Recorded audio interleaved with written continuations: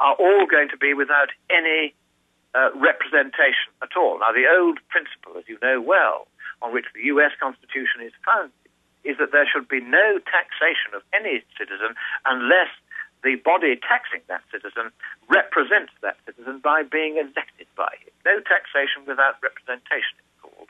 But this world climate body, this world government, is not going to be elected by anyone. It's going to be a self-appointed, self-perpetuating bureaucracy, just like the EU commissars who now run the European Union and make 90% of our laws. We have a parliament, of course. It's more or less completely redundant. We might as well let it go into the Thames. But they're now trying to use that model and have it on an international scale with no election, no ballot, no vote, no right to call these people to account, no right to question them, no right to remove them, no right to replace them. This so is when the United Nations democracy worldwide. So when the United Nations says this is the greatest moment for world government, this is the year of the establishment of global governance, as the head of the EU and as Ban Ki-moon, the head of the UN Secretary General, has said, they really mean it.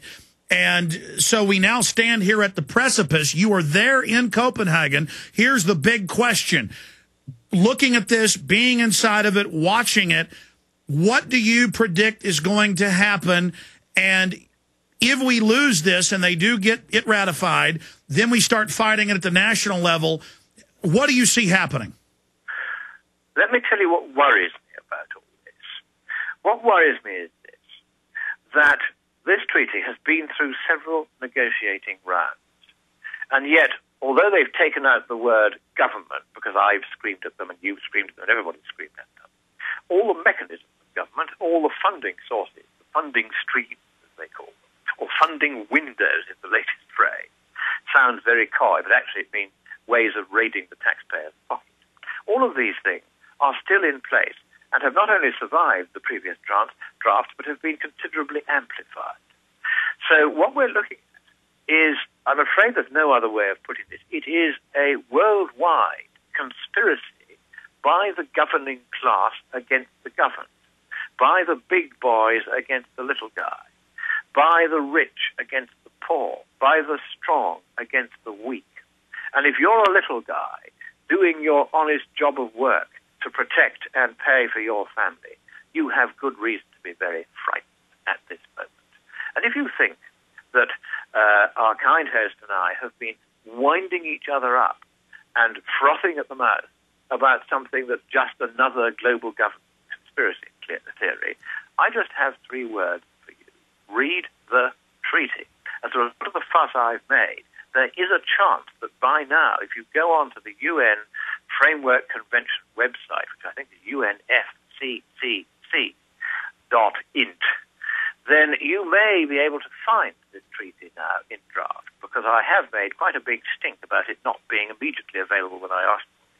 I think they have been shamed now into putting this up on the web. It'll probably still be quite hard to find. Why don't you all have a look, if you doubt in any way what I've been saying to you about the magnitude and breadth of the scope of this treaty, the powers and the wealth that it will transfer from you and your country to an alien, unelected, communistic bureaucracy with power to control all free markets worldwide, with the power to levy taxes on every financial transaction that crosses an international border. We're looking at an enormous communistic government which, in its sheer scale, is disproportionate to any conceivable threat from CO2, particularly now that we know by measurement that all of the UN's models were wrong and CO2 is simply harmless. It's an outrage, and I'd like to tell you, if I may, what you should do about it.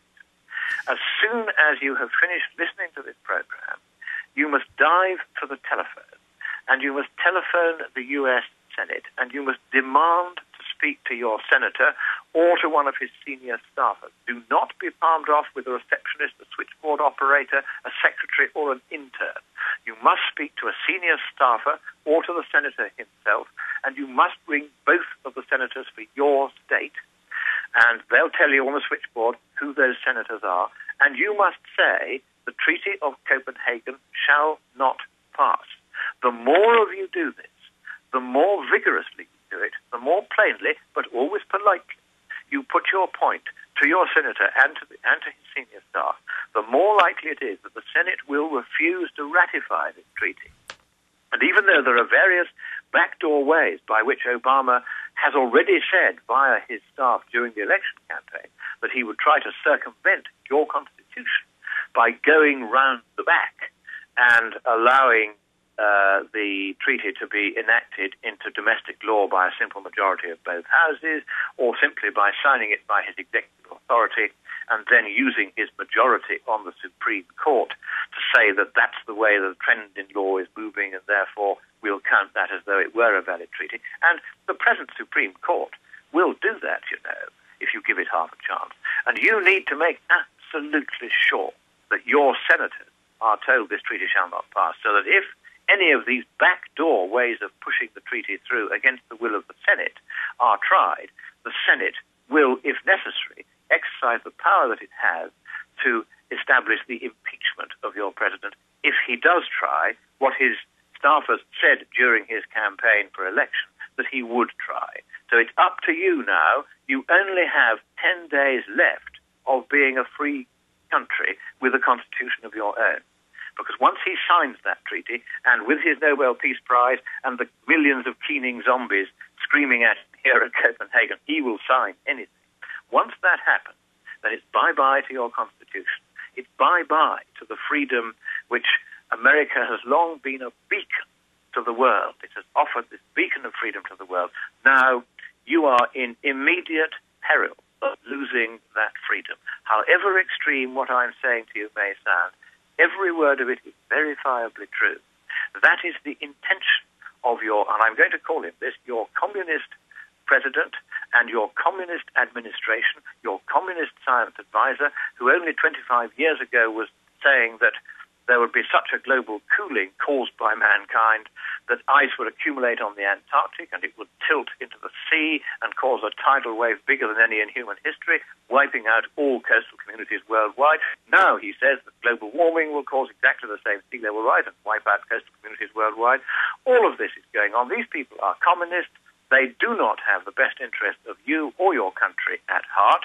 I would not normally speak in this way about your elected administration, but frankly, I think you were misled into believing that there was going to be change you could believe in.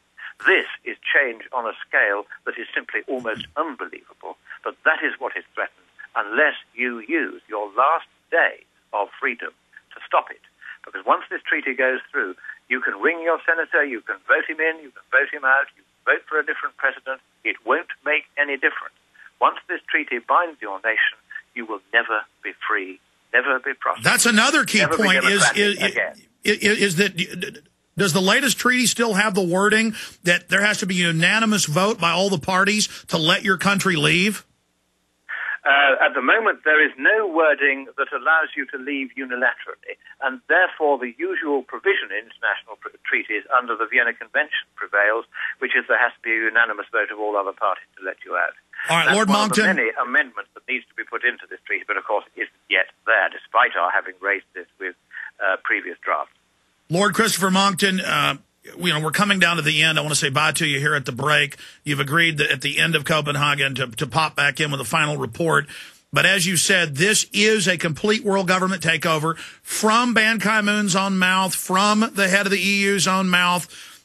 This is really happening. Total global control grid.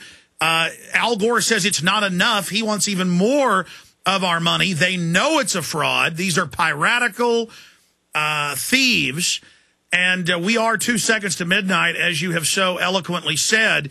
But the fraud has been exposed, but it appears they don't care. They're just going to go forward establishing this carbon dioxide dictatorship. They know that gas is involved in all human activity, all life. And by picking that gas, they have a total dictatorship. I mean, this is the dawn of a new dark age with these control freaks preparing to bring us all in as chattel slaves.